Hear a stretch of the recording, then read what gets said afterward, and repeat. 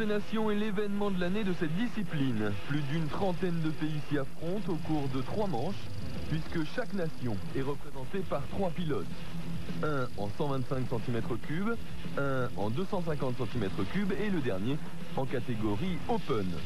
Le classement final étant évidemment calculé sur l'addition des 3 manches. Cette prestigieuse épreuve est dominée par les États-Unis puisque les Américains sont tenants du titre et qu'ils ont déjà gagné 14 fois au cours des 16 dernières années.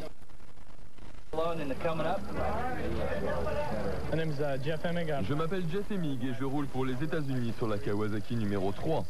Je suis champion américain en motocross et supercross 250. Mon nom est John Dowd, j'ai 32 ans. Sur la Yamaha numéro 2, je participe pour la première fois au motocross des Nations. Alors je suis un peu nerveux, mais ça devrait aller.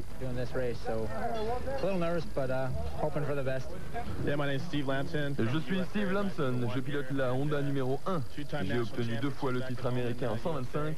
Et je participe pour la 3e fois aux Nations. Nous avons gagné l'an dernier, alors je pense que l'on peut récidiver cette année. Pour contrer les Américains, l'équipe belge a le privilège d'évoluer devant son public, puisque cette 51e édition du motocross des Nations a lieu à Nîmes, en Belgique, pas très loin de la frontière française. Je suis Stéphane Everts, j'ai 24 ans, 4 titres de champion. Je porte le numéro 8 et je suis associé à Berveut et Smets. Je suis Marnik Berveut, je roule pour la Belgique sur la Suzuki 125 numéro 7. Mon nom est Joël Smets, je pilote la Husaberg numéro 9. J'ai 2 titres de champion du monde 500 et j'espère bien gagner aujourd'hui. Sur la 3e marche du podium l'an passé, les pilotes belges ont bien l'intention cette année d'offrir la victoire à leur public. Avec 2 champions du monde dans ses rangs, Everts et Smets, l'équipe belge comme une des grandes favorites de cette épreuve. Côté français, Frédéric Bollé est le seul rescapé de l'équipe qui avait décroché la 2e place en 96. Tortelli et De Maria sont blessés et ont donc été remplacés par David Vuillemin en 125 et Frédéric Vial. Pour les autres favoris, il faut surveiller également Pete Beirer, qui, associé à Eckenbach et Jasinski, représente l'Allemagne. Et puis attention aussi à l'Italie, avec une équipe très homogène, où l'on trouve Alessio Chiodi, Andrea Bartolini et Claudio Federici. Tout de suite, avant la première manche, on découvre la piste grâce à Frédéric Bollé.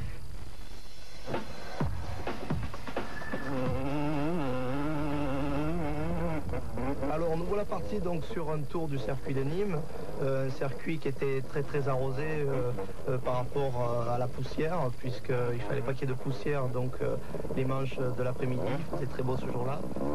Donc nous voilà donc dans le premier virage très important, puisque c'est après le départ. Là on remonte avec 2 sauts très techniques et on rentre dans une partie qui est relativement lente, mais qui était tout en dévers, donc très technique, avec des petites pierres qu'on peut apercevoir sur le circuit. Donc voilà, là on redescend un petit saut encore bien technique et là on peut apercevoir des flaques d'eau. Donc là ce virage-là était très technique aussi. Donc la remontée juste après le gauche qu'on vient de voir, très mouillé, un droite en haut, très glissant aussi, et là on arrive dans une toujours en dévers avec des petits cailloux partout. Je pense que c'était une partie où on pouvait doubler parce que c'était très large et justement très technique et donc différentes lignes pour doubler. Donc là on remonte en petit double relativement dur à passer puisqu'il y avait une partie technique juste avant. Donc là j'enroule par rapport à la roue bien sûr. Et là on rentre encore dans une partie très rapide avec de grands sauts, notamment beaucoup d'ornières comme on peut l'apercevoir. Voilà. Et là on entre dans une table qui était très longue. Bon, je saute pas là, mais il faut savoir que la table se sautait. Là on arrive par contre dans une partie, moi je pourrais dire avec beaucoup de pierres, mais des pierres incrustées dans la terre, c'est-à-dire très glissant, très technique, beaucoup de trous. Je pense que c'était la partie là. Circuit.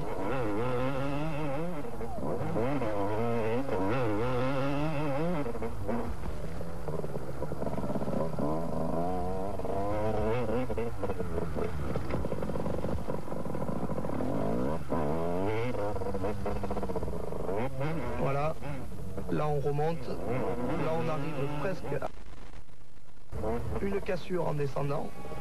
Donc, on peut apercevoir deux bosses. Pareil, ça se sautait, mais là, évidemment, avec la boue, je ne sautais pas. Virage à gauche, appui sur les pneus, et on revient sur la ligne de départ. Toujours beaucoup d'eau. Voilà, encore une table. Le dernier saut du circuit. Et nous voilà sur la ligne de départ.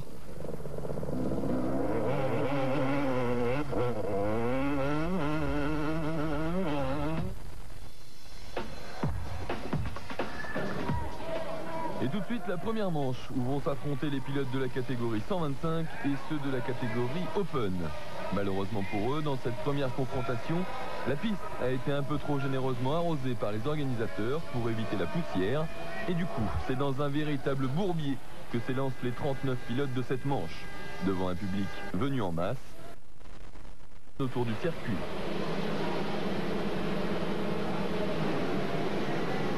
C'est parti pour 15 tours de course avec dès les premiers mètres en tête le Britannique Kurt Nicol, numéro 43, qui devance de peu Frédéric Bollé, numéro 6, et Jeff Emig, numéro 3.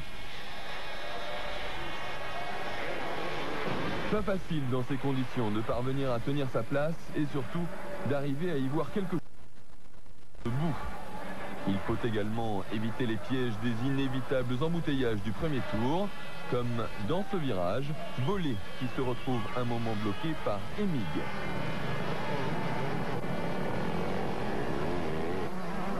En quelques virages, Kurt Nicol profite d'une piste claire pour prendre un peu d'avance.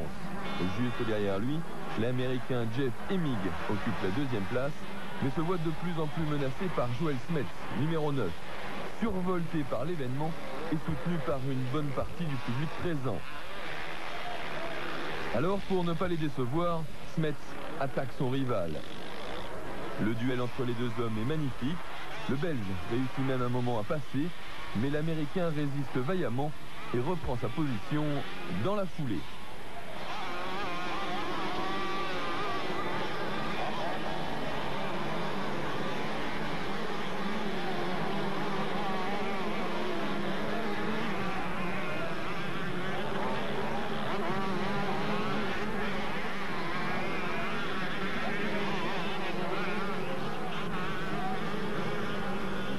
Pas très loin derrière, en bagarre pour la 4e place, Frédéric Bollé a rejoint Daryl King.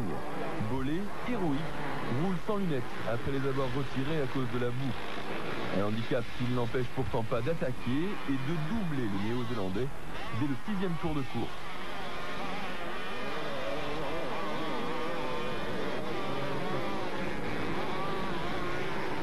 Déchaîné, le Français continue sur sa lancée et revient ensuite sur Joel Smets. Malgré les projections, il a gardé de bonnes trajectoires et au passage dans la ligne droite de départ, il profite d'une petite erreur de son adversaire direct pour prendre la 3e place.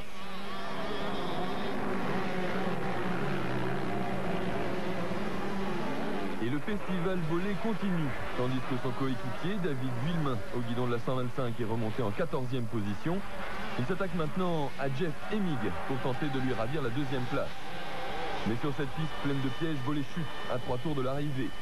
Après être reparti, il termine quand même 6e. Pendant ce temps, Kurt Nicol achève son cavalier seul. Après un bon départ, il aura donc mené cette manche du début à la fin, sans commettre la moindre erreur. Il apporte donc une victoire à la Grande-Bretagne, devant Jeff Emig pour les États-Unis et Joel Smets pour la Belgique. Tout de suite, on écoute le Britannique Kurt Nicol, vainqueur de la première des 3 manches. Je savais qu'il fallait que je prenne un bon départ. Ce n'était pas une course trop dure à partir du moment où j'avais 6 ou 7 secondes d'avance. Je n'avais alors plus qu'à contrôler mes adversaires.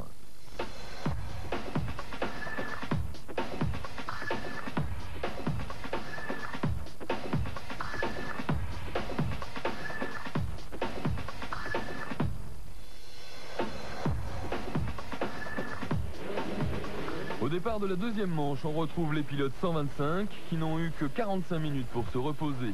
Opposés cette fois aux pilotes de la catégorie 250. La piste a un peu séché et ici c'est l'Allemand Pete Beirer, numéro 11, qui réalise le meilleur départ. Il passe en tête au premier virage et emmène derrière lui l'Italien Alessio Chiodi, numéro 24, récemment titré champion du monde 125, mais qui participe à cette épreuve au guidon d'une 250 Yamaha.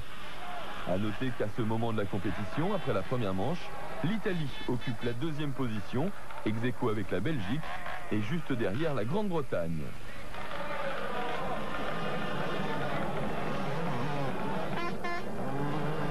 À la fin du deuxième tour, Beirer est toujours en tête devant Chiodi, alors qu'après un bon départ, Frédéric Vial, numéro 5, pointe à la 3e place, mais se fait attaquer par John Dowd.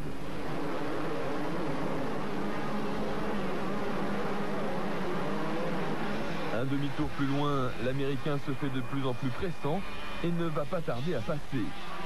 Pendant ce temps, son compatriote Steve Lamson avec la 125 est 15e et l'autre Français David Villemain 17e.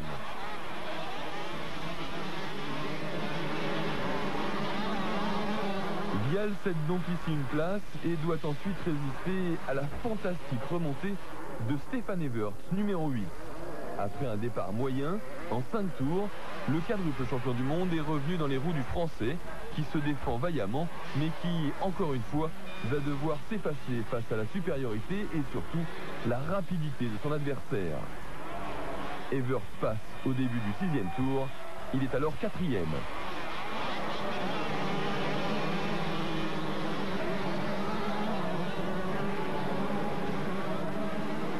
Porté par son public, Evert continue sur sa lancée et revient ainsi rapidement sur Alessio Chiodi. Pour lui, comme pour les autres, la sanction est la même. Evert passe à l'intérieur, il est 3e. L'Italien essaie bien de s'accrocher, mais le rythme imposé par Evert est impressionnant. Mètre par mètre, il se détache peu à peu pour revenir un tour plus tard, juste derrière John Dowd.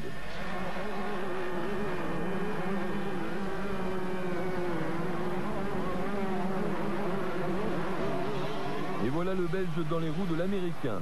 Le suspense ne dure pas longtemps, d'autant qu'à 4 tours de l'arrivée, Dowd est contraint à l'abandon à cause d'un problème mécanique.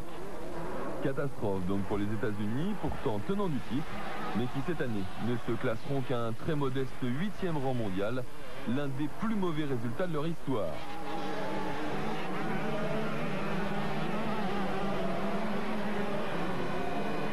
En tête de la course du départ jusqu'à l'arrivée, Pete Beirer a réalisé une performance exceptionnelle au guidon de sa 250 Honda. Il peut se permettre de saluer le public dans le dernier tour, puisqu'il possède alors plus de 10 secondes d'avance sur le deuxième. Mis en confiance après sa récente victoire au Grand Prix d'Allemagne, une semaine plus tôt, il ne peut en fait que regretter de ne pas avoir de coéquipier à sa hauteur, puisque Eckenbach et Jasinski ne rentreront jamais dans les 10 premiers. Beirer s'impose donc devant Evert et Chiodi. Frédéric Vial, le Français, termine 5e.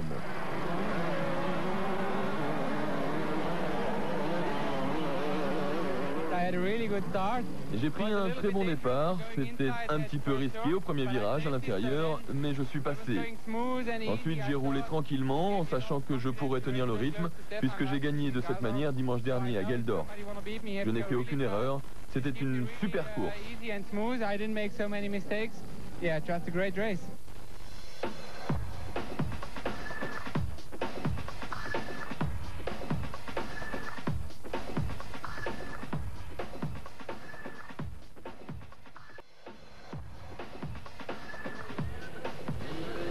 Troisième et dernière manche, celle où tout va se jouer.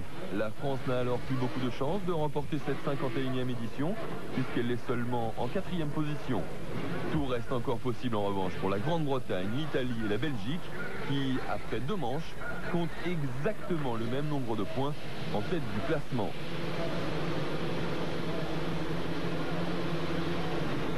C'est donc parti pour cette dernière course entre les pilotes 250 et ceux de la catégorie Open.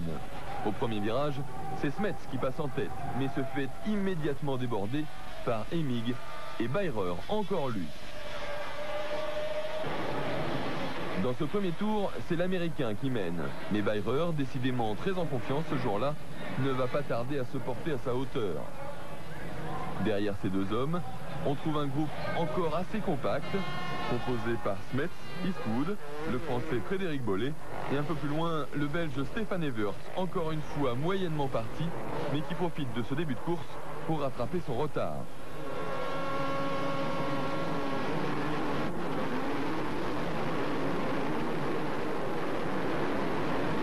En 2 tours, Bayreur et Emig s'échappent peu à peu. Le duel qu'ils se livrent pour la première place est magnifique, dans un combat où aucun des deux ne semble décidé à laisser passer l'autre. Bayreur, 3e du mondial 250 cette année, prouve ici qu'il ne fait aucun complexe face aux champions américains.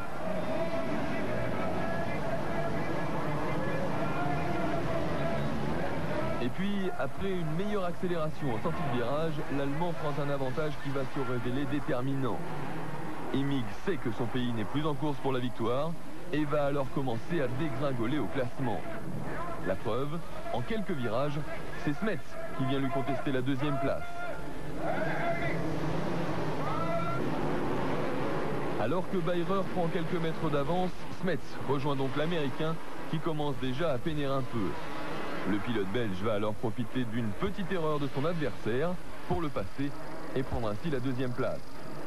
Dans le public, c'est du délire, même s'il reste encore plus de 12 tours à parcourir, soit près de 30 minutes de course.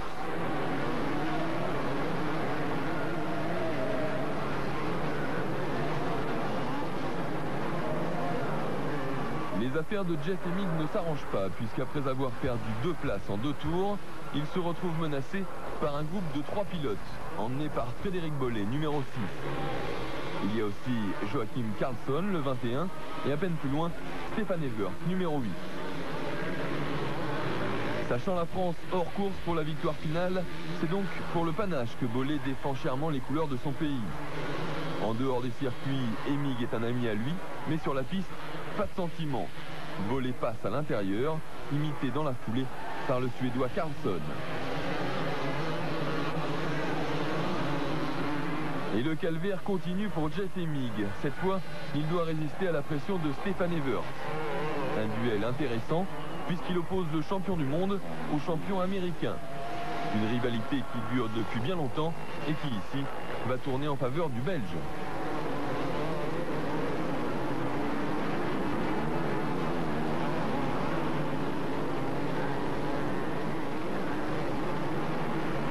Va commettre la même erreur que celle qui a permis à Smets de le doubler. Et cette fois, c'est Evert qui récupère la 5e place.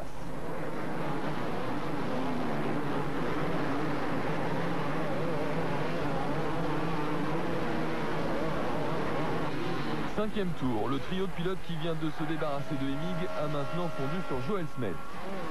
On remarque d'ailleurs la bonne prestation de Joachim Karlsson, le 21, qui réalise une très belle course après s'être classé 4e de la manche précédente.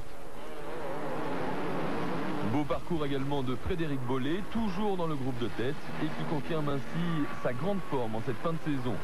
Lui qui disputera à nouveau le championnat du monde 250 l'an prochain. Il sera d'ailleurs le coéquipier de Stéphane Evert. Pendant ce temps, le pauvre Jeff Emig continue à plonger dans le classement. Alors qu'il menait en début de course, il est maintenant inquiété par l'Italien Andrea Bartolini.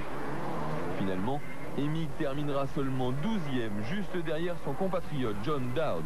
Pour les États-Unis, le motocross des nations 97, c'est l'année de la déroute. Retour aux avant-postes, alors que Bayreur est seul, loin devant tout le monde, c'est Karlsson qui s'illustre à nouveau. La Suède dispose d'ailleurs d'une bonne équipe, puisque grâce à ses résultats dans cette manche, il grimpe de la 14e à la 4e place finale, juste devant l'équipe de France. Une détermination illustrée ici par Karlsson, qui passe Metz à l'intérieur. On vient donc de passer la mi-course et le classement est toujours aussi indécis. Désormais, Smets est dans la ligne de mire de Bollé. Mais la menace est en fait juste derrière le Français. Evert profite d'un saut pour gagner une place. Il est alors 4e derrière Bayreur, Karlsson et son compatriote Joel Smets.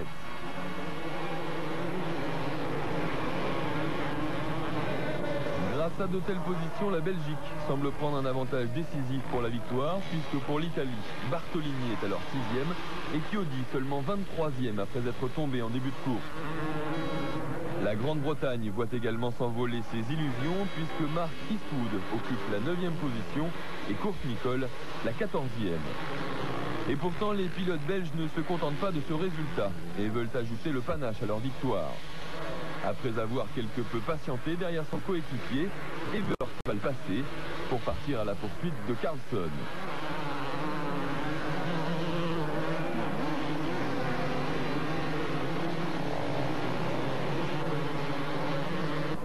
Le quadruple champion du monde, Stefan Evert, se retrouve donc maintenant derrière Carlson, 5e du mondial cette année. Sur le papier, le Belge est donc supérieur, mais sur la piste, le Suédois se défend parfaitement. Les deux pilotes tournent d'ailleurs dans les mêmes chronos et à aucun moment, Evert ne sera en mesure de doubler son adversaire.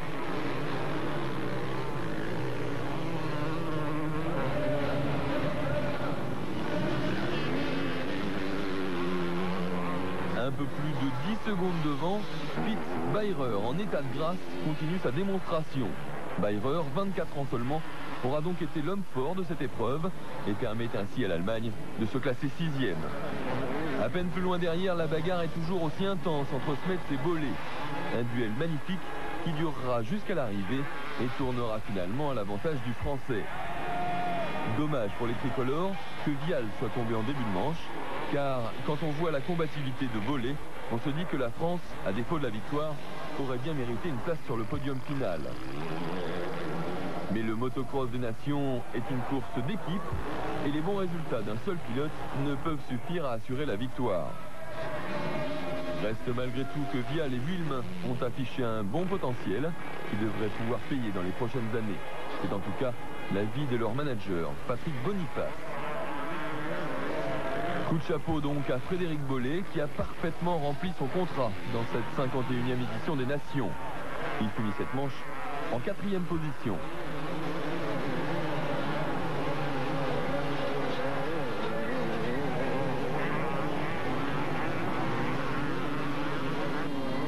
Et puis surtout, félicitations aux vainqueurs de ces deux dernières manches, l'Allemand Fritz Beirer, impérial du début à la fin. Que puis-je dire, à part que j'ai à nouveau pris un bon départ. Je n'étais que 3e, mais je savais que je pouvais passer en tête. Grâce à de bonnes trajectoires, j'ai pu passer Emig et Smets en 2 tours. Et alors forcément, c'était plus facile.